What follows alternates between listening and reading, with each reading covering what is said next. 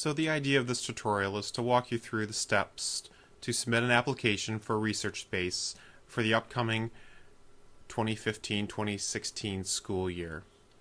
To do so, here we are at the class research space administration page, and click login.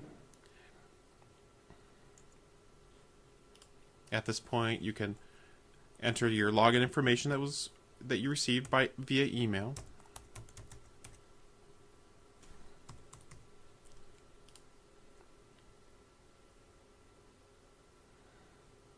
And this walks you through, there's about 3 or 4 different pages to walk through. The first one is just pretty much a research description.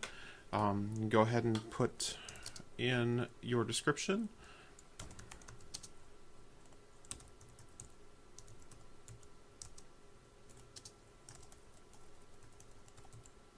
I write children's books. Okay. So the research description's in place. The next step is, this is the research outcomes. So this is where you put in publications. You've got a few choices here. Publications, faculty presentations, other scholarly activity, student participation, student presentations, and research grants and funding. So to add, you just select one and click the add button. And here we go, we can type in our citation here.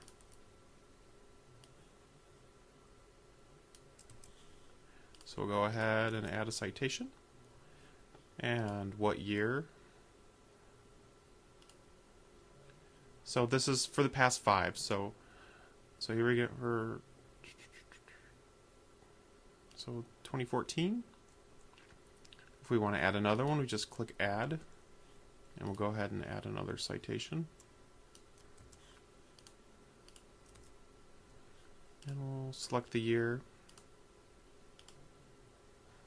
And you can keep on going down the list. Now, if you wanted to switch things up and do presentations, you can do the same as well by just clicking add, presentation title, and the year.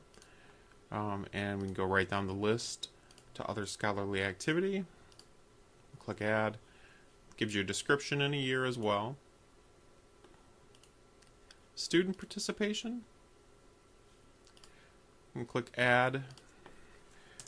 If you wanted to, you can add the student name and then the research project title or a description about the work. Choose the year. Again, you can add another one, another student.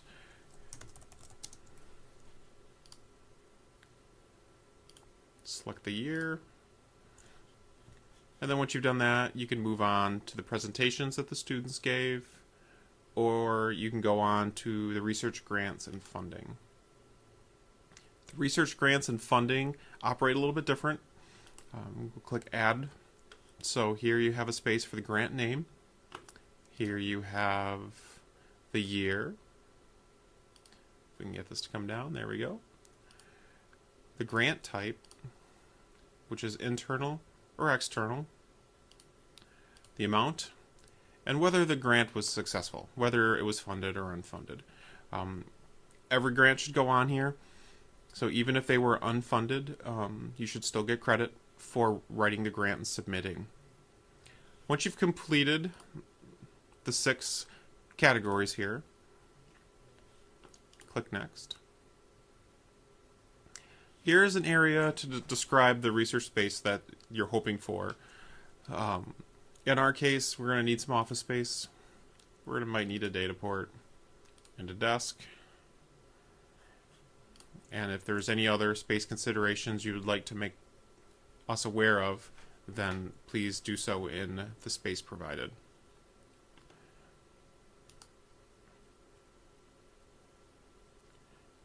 The next is special circumstances you would like to describe. Sometimes people have workload discrepancies, sometimes they're on committees that they aren't, that take up an immense amount of time, but you have no compensation for them. This is the place where you can describe any of those events, and the research committee will take those into account. The last is the submit So once you've completed all the steps, you hit the research submit button.